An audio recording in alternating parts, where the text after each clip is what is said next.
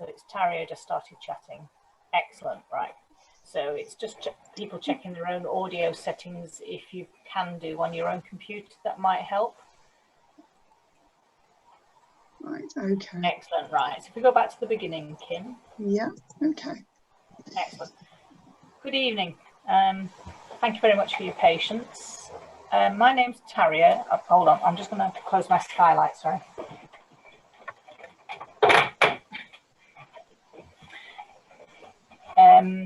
Doesn't matter, you don't need to see me, as long as you can see the presentation. So my name's Tarja. I work as a land management advisor for the National Park Authority, and I am based with the land management section, mainly working from Cold End office, but I work across the whole of the national park. So I might have met a couple of you guys out and about, or maybe on a couple of tasks. So I'm going to give an overview of some of the work that we do with farmers across the national park. That first picture actually was top end of Littondale, overlooking from Blue Scar with Arncliffe village just below, and then looking further up the valley. So just a bit about background information that you're probably already aware of in terms of the national park, about the size of the area, which is just over 800 square miles, or if you work in kilometres, over 2,000 square kilometres. And in terms of residents, approximately 24,000. And across the park, there are just over 1,000 farms. The majority of these farms are upland farms, which is very challenging in terms of the physical geology, location, weather, etc., and in terms of how the economics stack up. The majority of the land's privately owned, either by farmers who are owner-occupiers or by large estates, in terms of like large rural estates. So some of these will be rural estates that include large tracts of moorland as well, and which then have tenant farmers farming the lower land, but also the moorland as well. And then the moorland itself may be managed as part of moorland grouse shoots, for example. So because of this, these people are key, these farmers and landowners are actually key to how the landscape's managed, how it's evolved, and in terms of management to help habitats and species, which is why it's really important that we engage and work with these people and bring them along the process. So a lot of these farms have typically been farmed by several generations, and it's not unusual for adjacent families or neighbours to help each other at certain times of the year, but also it's quite often that another family member would have to actually complement their income by working off the farm as well. So some people will be full-time on the farm and others will be part-time on the farm. Okay, Kim, thanks. Land management section. So we have a manager, Adrian Shepherd, who some of you may have met, and then he has 3 teams within in this section. I work 3 days a week for the farm conservation team and 2 days a week for the trees and woodlands team. And then we have the wildlife conservation team. The reason why some of these posts are part-time is some of the advisor posts or the support officer posts aren't full-time posts. And then we have, for the last couple of years, we've been very lucky to have 2 successive apprentices who are basically graduates who are very good, actually, who work with us across the 3 teams. Okay. This is Laura. Actually, when she was an apprentice with us, she's now managed to secure a 9-month contract, maternity leave cover, to work as one of our farm advisors. So she started as an apprentice with us 3 years ago, and during that time she shadowed myself plus several other officers and has built up her skills. And so this is her actually surveying a farm in Deepdale, which is, I don't know if any of you know the road from Ingleton over the top, so the Kingsdale, that then drops down into Deepdale towards the Dent direction. So it's quite a quiet valley, not that well known. And it's got some stunning habitats and the landscape as well. So I'd recommend it, certainly this time of year. In fact, this picture probably was taken in June. very similar time to where we are now, where the actual meadows are just starting to get to their best. So Laura's here in a species-rich hay meadow, and you can see there's a few further up the valleys. The tinge of yellow tends to be the mountain buttercups in there, which again this year you probably noticed that the buttercups have just started to really explode. And then if you see a lot of white about at the moment, it might be pignut within these meadows as well. And then you get white cow parsley in the roadside verges. So, you won't be able to see my pointer because I'm not sharing my screen. But in here, you can just about glimpse, there's a few different species here in terms of the pink red clover, and there's some ribwort plantain, and there's quite a few other species in here that are not obvious, like various vetches, and a few orchids, yellow rattle, which is very good in meadows in terms of that fixes nitrogen out of the soil and helps to reduce the fertility, which then enables the older grasses and older flowers to continue to grow in these meadows. So in terms of working with the farmers, it's this advice and survey support that we can provide, and then we can also help them fill out the grant application forms and maps to help and encourage them to put this land into management for the future. Okay, thanks, Kim. Want to move on? So one of the main grant support that's available at the moment is called Countryside Stewardship. And Countryside Stewardship has been around for over 30 years in different guises, i.e. different names, but it's a similar kind of scheme that's evolved. It was first piloted in the late 80s.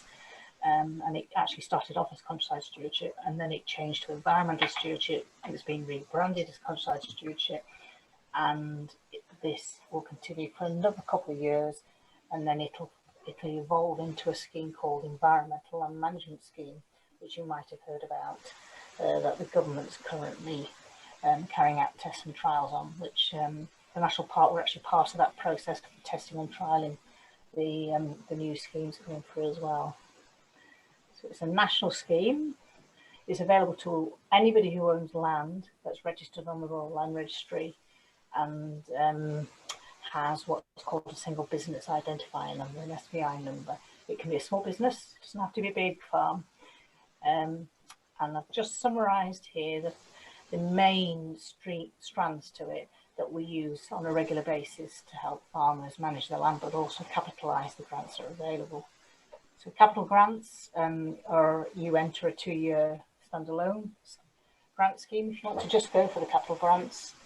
And the grant thresholds have been raised this year actually. So you could, if you went for a 2-year capital grant scheme, you could have £20,000 worth of grant to help towards your dry stone wall restoration, restoration of hedgerows, hedgerow trees and orchard trees. And then if you were looking at doing some water quality improvements on your farm, for example, fencing out of what we call riparian buffer strips. So it may be a water course or like a narrow stream where the cattle and the sheep are currently accessing it, and or there might be pollution runoff from the farmyard. And so the farmers are encouraged to look at the possibility of fencing these water courses out and allowing the vegetation to grow even naturally. And in some cases, they might do some extra tree planting, but it might be more appropriate in other locations to leave it as grassland, in particular if it's a species-rich grassland.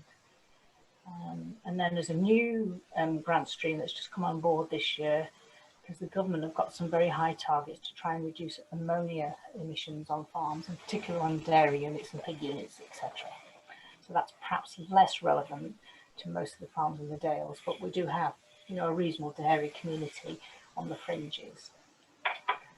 Then if they're looking at managing their land, so the capital grants are only available as one-off capital grants. Whereas if you want to put the land into management, such as that meadow that Laura was surveying, then there are revenue grants that they can look at. So the most straightforward one to look at is called mid-tier. It's a 5-year agreement, and you can build an agreement up which involves some of your land parcels, maybe all of them, but usually it's not all of them, because sometimes the requirements might be too restrictive to put all your land in. And then you can choose to put on top of that the same capital grants that are available in the capital grant as well. And there are some others. which are available extra to that, which I'll give you some examples later. And then higher tier, this is only available to, by invite from Natural England. Though we do support farmers applying for higher tier if we feel that they've got a high enough quality options available on their farm, and so they have to pass a scoring threshold. So this is where we can have a bit of an idea whether we think it's worth them making the effort to put a higher tier application in. All the mid-tier options are available in higher tier, but there are some extra ones available, in particular in terms of grassland restoration or moorland management. So a lot of farmers benefit from mid-tier agreements now, and then a smaller percentage of higher tier ones. But the work involved in developing a higher tier application is quite involved. And then the other strand of countryside stewardship, which is managed through the Forestry Commission, is woodland creation grants and then woodland management grants. Thank you, Kim.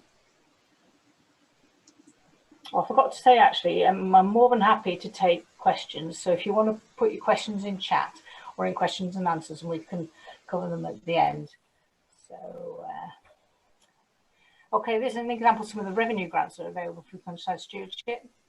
So grasslands, and when they say low input, this is where they are required to take soil samples and do a grassland assessment at the beginning of the agreement, and then they must follow some recommendations, which includes a minimal application of fertiliser, and they might be able to do some manure management, like bedding muck management applications. Sorry, apply some bedding muck onto their fields. So that's low input grasslands. It doesn't pay well in the SDA, which is a severely disadvantaged area, which a lot of the land is, unfortunately. So this isn't particularly an attractive option on its own.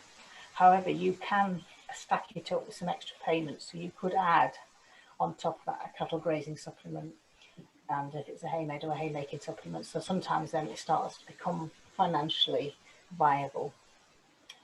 If farmers have got these grasslands outside the SDA, the actual grant rate goes right up to £95 a hectare, so it's a lot better payment rate. Now, in terms of species-rich grasslands, so that one that Laura was walking through, we were able to demonstrate from the floristic surveys and the grasslands and the grasses surveys records that we had from 10 years ago, and then when we repeated them, that those meadows still could justify the higher payment rate.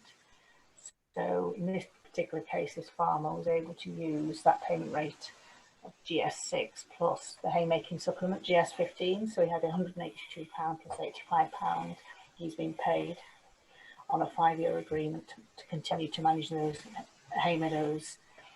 So for that, it works for this particular farmer because these hay meadows are in quite a difficult location. They grow very late generally, and the main challenge he has is sometimes he can't always take a hay cut off it, because if it's too late when he's doing the haymaking, he physically can't get his machinery on it. So he does take a bit of a risk there, but he can contact the RPA, the Rural Payments Agency, to say that this particular year is not able to take a hay cut. Can he have what's called an adjustment to an agreement? So from the species and habitat point of view, it's great that some of these meadows are still there, and that there isn't big machinery on this particular farm. So he's continuing to farm with quite small scale machinery. So it's like, you know, it's something that works for him. He's willing to risk only taking a hay cut off at the end of middle of it. Sorry, I'll start again.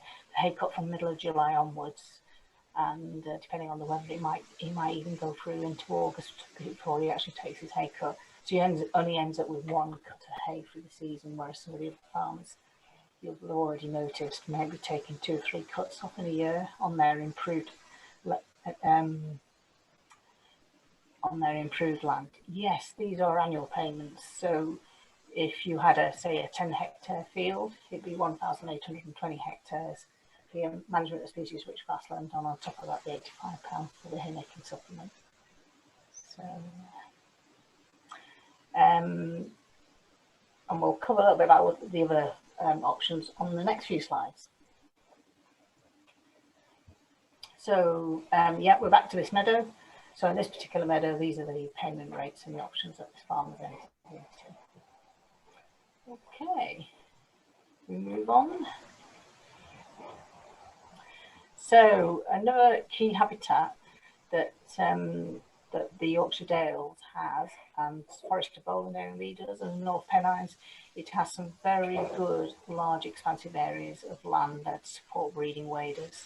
And by breeding waders, we're talking about curlew, snipe, lapwing, and oyster catcher, and redshank. And this particular nest on the left-hand side is actually a little snipe nest that I just managed to avoid standing on. Fortunately, with snipe, they sit on the nest virtually to the last minute if you're in the area. So if you hear a snipe chipping or drumming, it's warning you, or it's warning, you know, the other snipe that you're about, and they usually sit on the nest until the very last minute and then lift just before you're actually approaching them. So you jump out of your skin, but it makes you stop and look to see where you're going to put your feet. So this land here, it's got a little bit of rush in it. It's damp, it's open aspect, so that they can see potential predators such as crows and buzzards that might cause an issue, and foxes and stoats on the ground. This actually is quite good habitat for lapwing because it's quite open, because lapwing don't have the same camouflage as the curlew and the snipe do. The chicks are very well camouflaged. I don't know if anybody's ever seen a lapwing chick. I should have put a picture up on, I do apologise, I don't.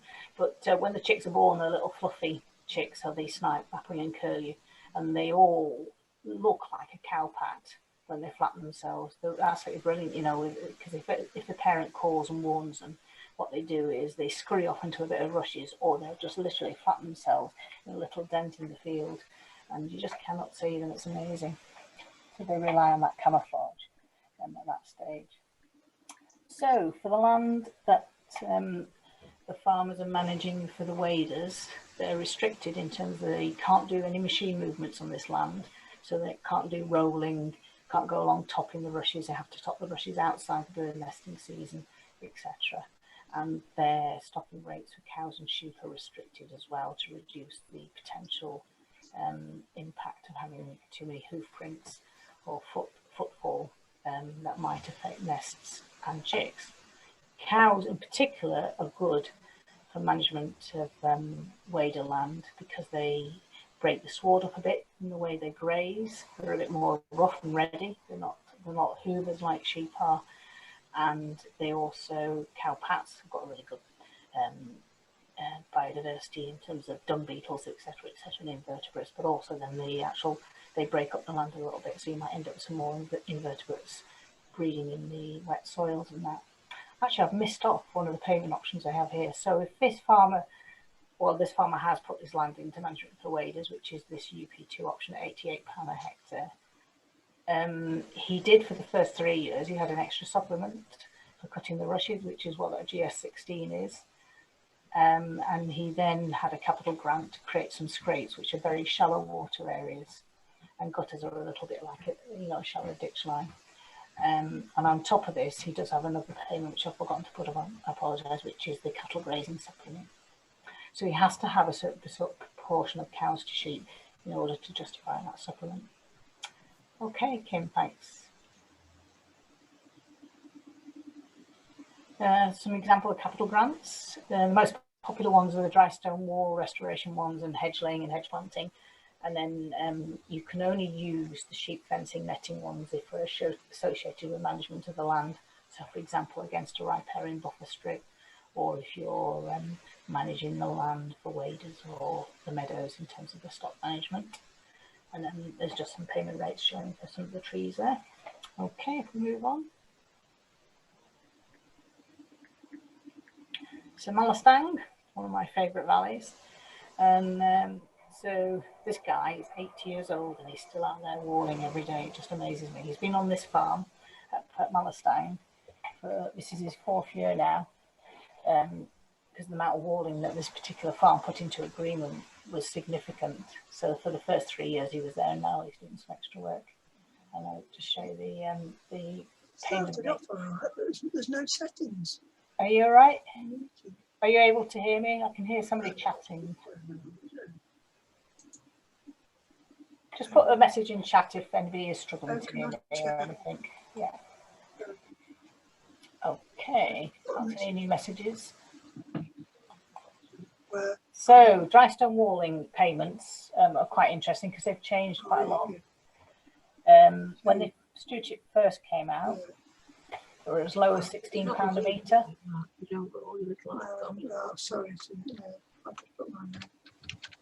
And they've gone up over time. They went actually right up to £33 a metre, and then they've dropped back down to £25 a metre. Part of the reason why they got dropped down by DEFRA and the RPA is they took a review and realised that the contractors kept upping and upping their prices to match the grant rates.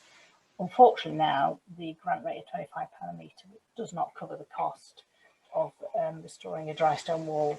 The demand for walls is so high. In fact, the demand for hedge layers is very high. So if anybody is looking for some alternative income, I would seriously consider hedge laying and dry stone walling because there is no shortage of work out there. Now, if you're in higher tier stewardship, you can apply for difficult site supplement, but you can't in mid-tier or in the capital grants. So it does start to stack up a bit better if you're doing your dry stone wall restoration through higher tier stewardship, because you can have £25 a metre plus that £7.90 site supplement. And then for those sections of wall that you have restored, you can get a grant to top wire it as well. Thank you, Kim.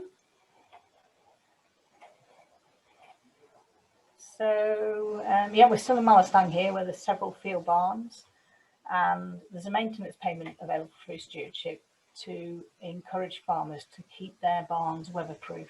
So they've got to look at what they have to do at the beginning of the agreement is they do a survey. There's a standard survey form, and they take photographs of all 4 aspects of it, and then they have to do an annual inspection of all the gutters, the roof, the windows, doors, etc., to ensure that it continues to be weatherproof. Slightly higher payment rate for this barn because it's nowhere near a track or road. It's a lower payment rate if it's next to near a road now. And in these barns here, this farm has actually put up several barn owl boxes. So there are different wildlife boxes, grants available, small, medium and large.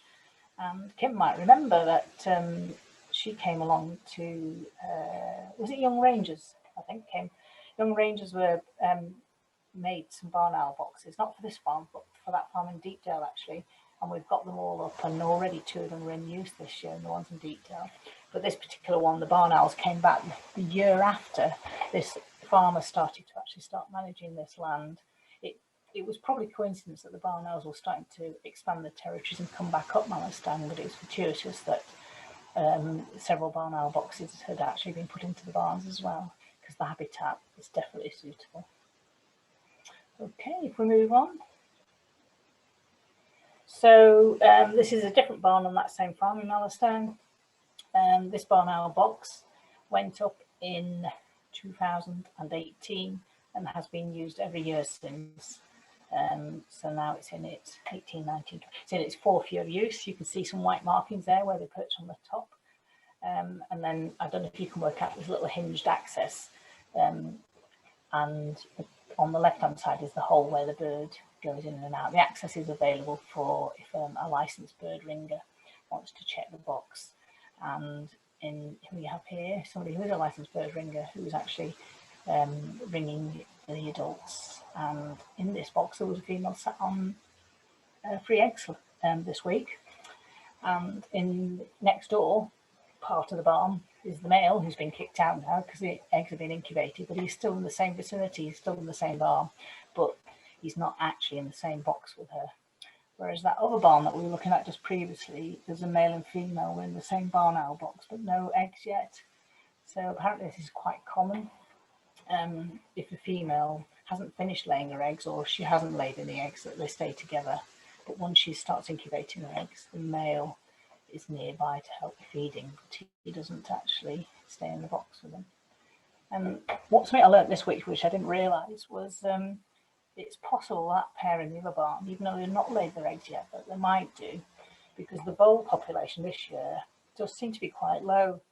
So, you know, when you're wandering around, you see these little holes in the ground in rough grassland. The last 2 years, i.e. 2020 and 2019, the vole populations are really high. And Roger Foreman, who's the ranger I was out with this week, we were just checking these, but they're too young. We found some kestrel chicks as well, but they're too young to ring yet. He was saying that possibly that other pair might still lay eggs. And the reason why they haven't done yet is possible that the female and the male actually haven't got enough weight on them because they're at a shortage of food.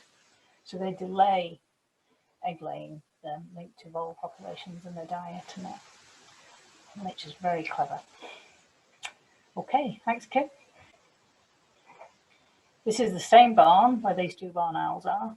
And last year, this is a picture I took last year, and this is where there was 4 kestrel chicks.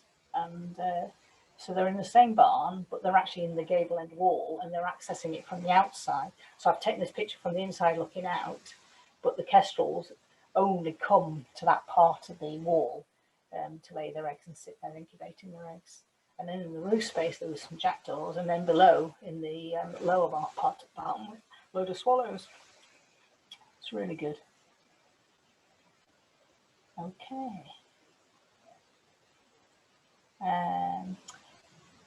Woodland creation and maintenance payments available through stewardship. So I don't know if you can work out, there's a barn in the middle here, a farmstead in the middle here with a couple of sycamore trees and some ash, but there are some tree tubes just popping out.